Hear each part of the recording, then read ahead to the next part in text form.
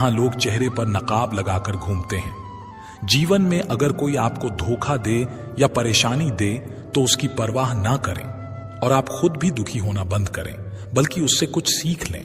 यहां हर इंसान खुद को अच्छा दिखाने की कुछ भी कोशिश करता रहता है, लेकिन इस कलयुग में अच्छा बनने की कोशिश कोई भी नहीं करता। दोस्तों, एक समय की बात है, एक गांव में एक किसान अपने परिवार के साथ रहता था और वो बहुत ही नेक विचारों वाला व्यक्ति था। उसकी एक बेटी भी थी जो विकलांग थी। किसान और उसकी पत्नी दोनों अपनी बेटी को विकलांग देखकर बहुत दुखी होते थे। उन्होंने अपनी बेटी के पैर का इलाज भी करवाया, लेकिन कोई फायदा नहीं हुआ। इसलिए किसान और उसकी पत्नी दोनों अपनी बेटी की सेवा करते, उसके पैरों की मालिश करते और उसे अपने हाथों से खाना खिलाते थे। किसान ये सोचकर चिंतित था कि उसके बाद उसकी बेटी का क्या होगा, उसकी देखभाल कौन करेगा। किसान के गांव के पास ही दूसरे गांव में एक प्रसिद्ध व्यक्ति था जो एक संत महात्मा थे। किसान अपनी पत्नी के साथ उन संत महात्मा की सेवा करने जाता था और उनके उपदेश सुनता था। वहां आने वाले लोगों की सेवा करता था।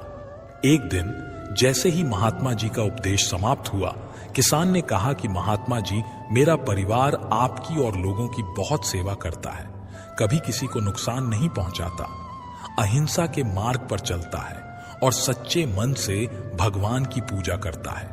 फिर भी हमारी बेटी विकलांग क्यों पैदा हुई? उसे विकलांग देखकर हमें बुरा लगता है।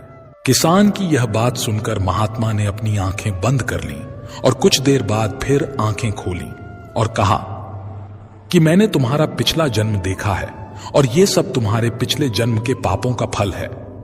आपका पुत्र साथ रहता था, वो नगर के बाहर राजा के यहां नौकरी करता था और जो पिछले जन्म में आपकी बहू थी, वो अब आपके घर में आपकी पुत्री है।